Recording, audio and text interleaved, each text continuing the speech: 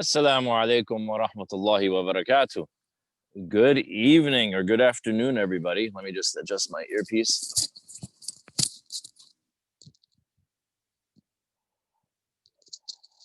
All right. So nice to be with you all again. Alhamdulillah, on this beautiful afternoon. It's been a really nice day today. They say it's going to rain, but the sky is so clear. But who knows? We don't know when the clouds are coming in. But it is so beautiful. Again, another opportunity to get outside and enjoy beautiful nature. Alhamdulillah, today, inshallah ta'ala, we're going to be going over another story that I'll be reading to you once again. And I will be reading again from this very nice book that I mentioned from last time. It is called Precious Parables. Precious Parables. And it's various stories, many of them real and true stories that are told that teach us different lessons about generosity, about kindness, about being good, about friendship, about being appreciative, about thankfulness, right? So it teaches us many of these beautiful lessons.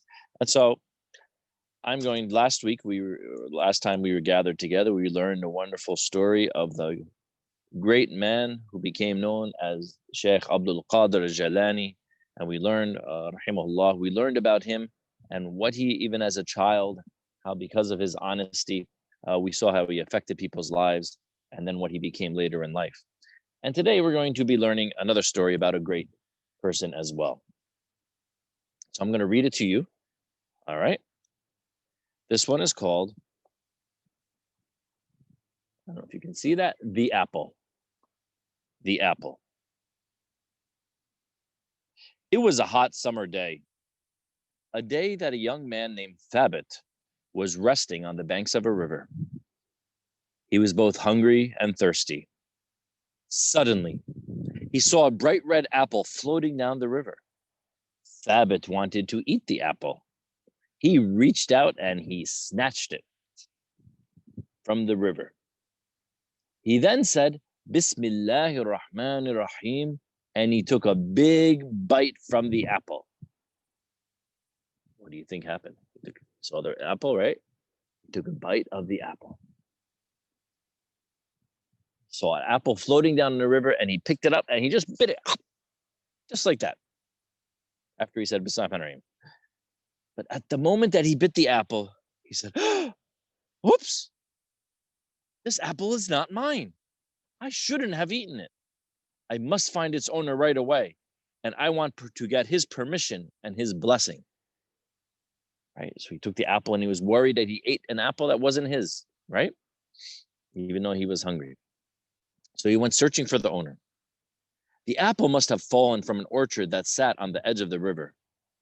Thabit walked all along the river in order to find the apple's owner. After a while, he saw an... I'm sorry, we got interrupted here. This is Sage. This is the crazy cat Sage. Decided to interrupt us. All right. The apple must have fallen from an orchard that sat on the edge of the river. Thabit walked all along the river in order to find the owner's apple. After a while, he saw an apple orchard. There was a small house in this orchard. Thabit knocked on the door. An old man whose face was filled with light opened the door. There's the picture. If you want to see the picture. But maybe we have our own pictures in our heads, right? Thabit asked him, "Are you the owner of this orchard and this house?" "Yes, what can I help you with?" the old man replied. Then Thabit began to tell his story. "Sir, I was resting on the banks of the river. I saw an apple floating by. I took it and ate a bite. Then I realized that it wasn't mine and that I shouldn't have taken it without your permission. But I have already taken a bite. I think this apple belongs to your orchard. Please give me your blessing. I came here to ask for your forgiveness." There he's telling the old man how he took the apple and he ate the apple without permission. The orchard owner, was a very wise man. He was so happy with the young man's behavior. MashaAllah, he cares about what is halal and what is haram, he thought to himself. The old man was thinking, wow, look at this young man, and look what he's so concerned with. Look what he's thinking about. So the old man is so excited to see Thabit and how good Thabit was being. But the old man wanted to test how sincere Thabit truly was. He's wondering, is this Thabit guy, is he not telling the truth? Is he being silly? He wants to know, is this Thabit really who he appears to be? This very honest and truthful person? So the old man says, young man, I won't give you my blessing so easily. I have one condition. If you accept it, then I give you my blessing. What is that condition, sir? Said Thabit. You will work for me for 3 years without pay, replied the old man. 3 years? 3 years. He wants him to work for him for 3 years without pay in order to forgive him. 3 years. Thabit did not know what to do or what to say, other than to say, okay, I will. I agree. And so Thabit worked in the old man's orchard without pay for 3 years. 3 years. All because he took an apple and he took a bite of the apple and he felt he didn't ask permission. So he goes to the old man and he says, I'm sorry, can you forgive me? I want your blessing. And the man says, only if you work for me for 3 years without pay. Wow, it's an expensive bite of an apple, right? At the end of the 3 years, Thabit asked the old man for permission to leave. He again asked the old man for a blessing. Look how he's so respectful. He goes again and he asks the old man if he can leave, even though he finished his 3 years. The old man says, hold on now. You'll get my blessing. You'll not get my blessing so easily. There's one more condition. If you accept it too, I will give you my blessing.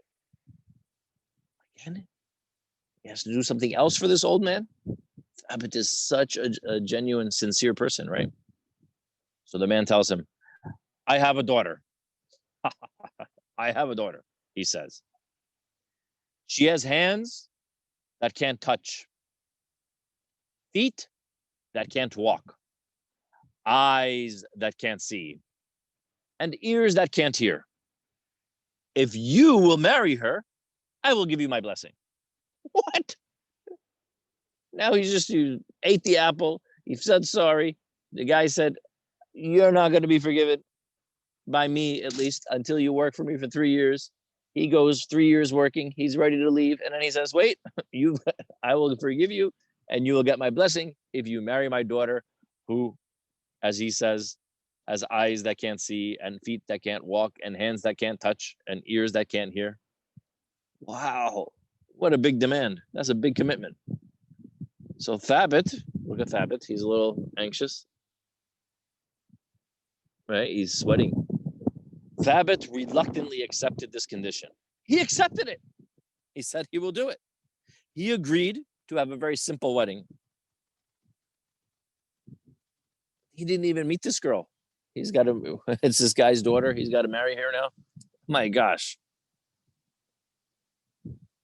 But when Thabit saw the girl, he was surprised. He was shocked out of his mind. He saw her on the day of the wedding.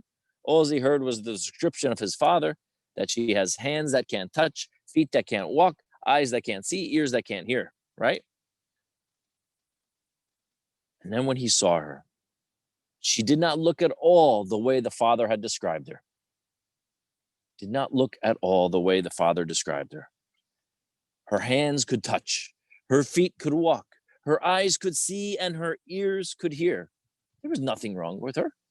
She had all of her. She could touch and see and walk.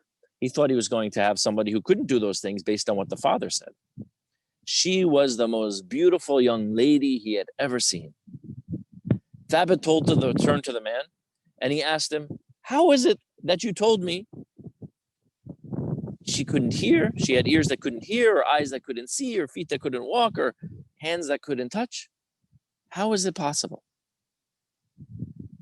The man looked at the young man. The old man looked at Thabit, and he said, "My Thabit, you are indeed a very good man. I admire the fact that you didn't take anything without permission, and that you didn't eat anything that was haram. And I wanted you to marry my daughter because I think highly of you. When I said my daughter's hands can't touch," the old man explained, "I meant that she doesn't take anything without permission. When I said her feet can't walk, I meant she does not go to bad places. When I said her eyes can't see, I meant that she doesn't look at bad things.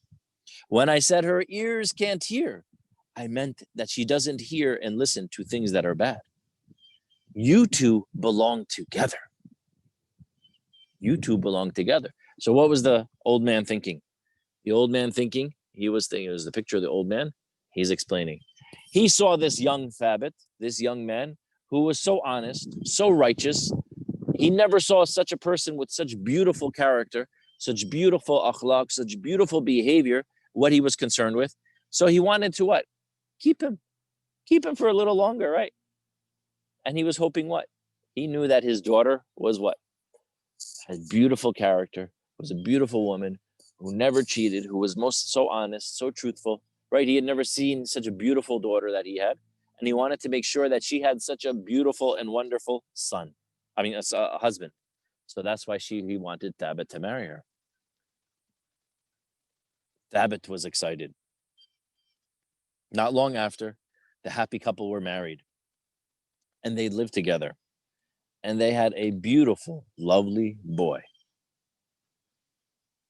They named this boy Norman.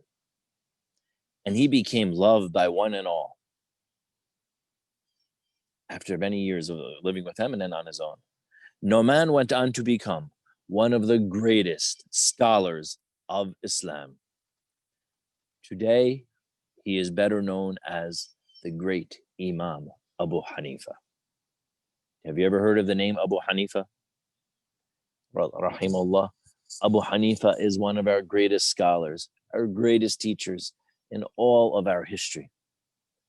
After the Sahaba and after the time of the Sahaba, he lived, and he was one of the greatest teachers of Islam, of Islamic law, of the principles of law. He was in so many areas of Islam. He was such a great man. And we know him as Abu Hanifa. And that's an amazing story too of how he took the name Abu Hanifa. But his real name was Nu'man ibn Thabit. Nu'man ibn Thabit. He is Nu'man, the son of Thabit.